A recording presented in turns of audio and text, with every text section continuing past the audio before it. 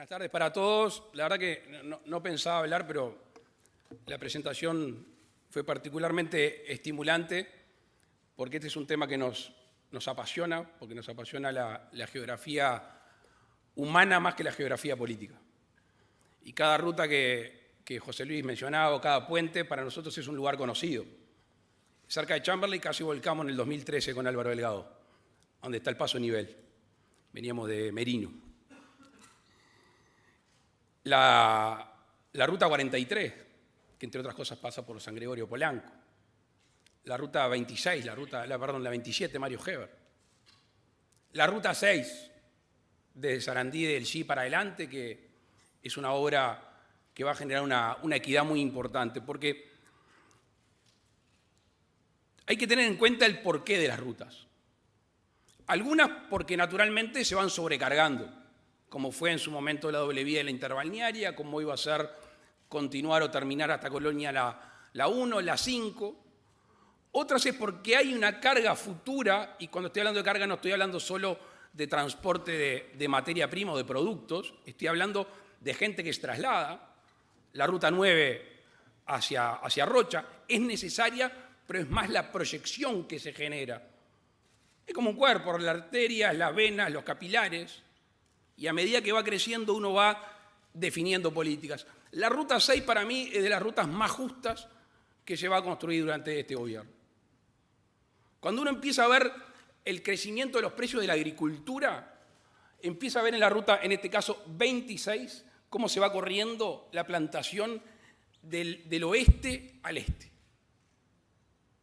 ¿Por qué? Porque tienen que hacer ese trayecto para llegar a muchos puertos, los lugares que están en esa ruta. La ruta 6 va a ser equitativa, como lo va a hacer, o como cuando apenas se termine, el puente de Cebollatí Charqueada.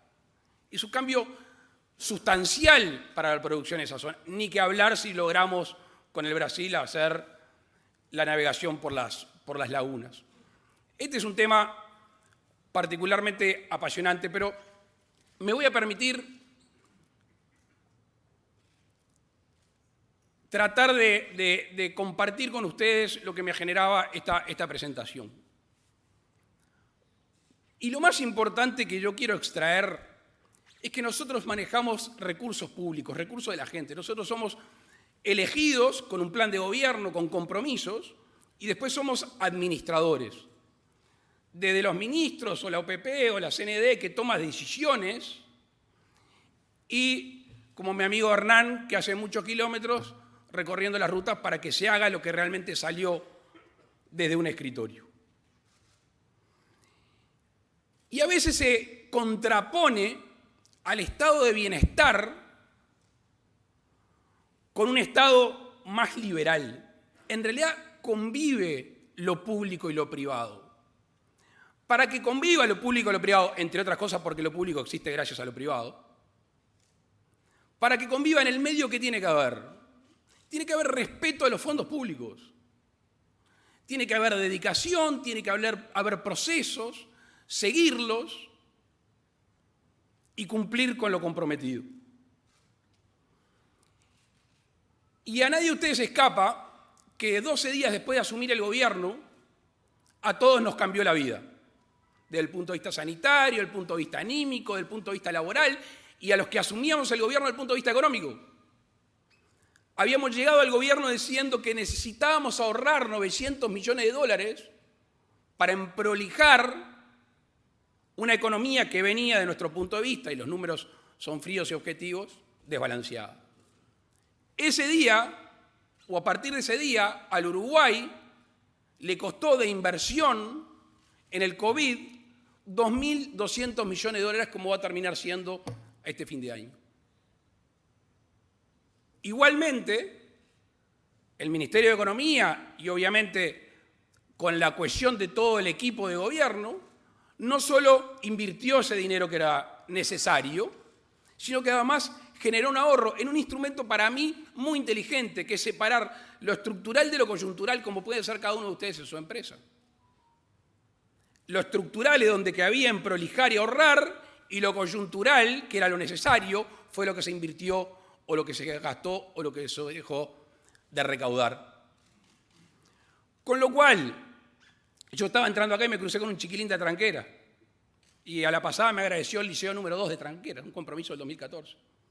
Me crucé con Pablo Abdala y estábamos hablando de los proyectos de GAIF. Este ha sido un gobierno y pretende profundizar con una enorme vocación de sensibilidad social, pero no una sensibilidad social para hacer gárgaras o solamente prestar asistencia, que es necesario para mucha gente, sino el viejo sueño uruguayo, que es la de movilidad social, la posibilidad de crecer. Porque no se hace simplemente con discursos. Estamos haciendo la inversión más grande en asentamiento en la historia del país. La rendición de cuenta pasada se hizo un fuerte hincapié en qué, en primera infancia. Y en esta se va a invertir en educación. Y no es en educación al voleo. Tanto el Ministerio de Educación y Cultura como el ANEP trajeron, tipo lista de supermercado, rubro por rubro, por qué necesitaban los 6 millones, los 5 millones, los 7 millones, los 3 millones de dólares. Y eso impacta directamente. Porque en el presupuesto de educación está, entre otras cosas, que se le va a pagar más a los docentes que estén enseñando a los que más necesitan. Entonces no es dinero frío, es dinero humano, es dinero con una visión y vocación de país. Yo quiero agradecerles enormemente a todo el equipo. Nos hacemos broma, nos equivocamos de nombre, todo eso que pasa. Hay tensiones naturales. Yo siempre quedo al lado de Azucena porque siempre queda sola. No sé si el respaldo es suficiente, pero por ahora la vamos carreteando. Que ha sido una ministra que no se dedica a los balances.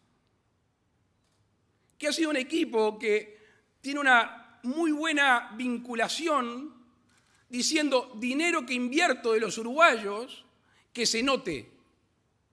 Nuestra desesperación no es la adjudicación de recursos. Es que se hagan las cosas y que se hagan bien, como José Luis decía. Por eso estoy convencido de que nuestro país, que por suerte de alguna manera se ha podido descolgar del resto del mundo en algunos temas y de América Latina en otros, que no es gracias a este gobierno, está en el ADN nuestro. Simplemente a nosotros nos tocó este momento histórico y tenemos que cumplir. Y nosotros le vamos a pegar un empujón a nuestro país. Y además es un círculo virtuoso,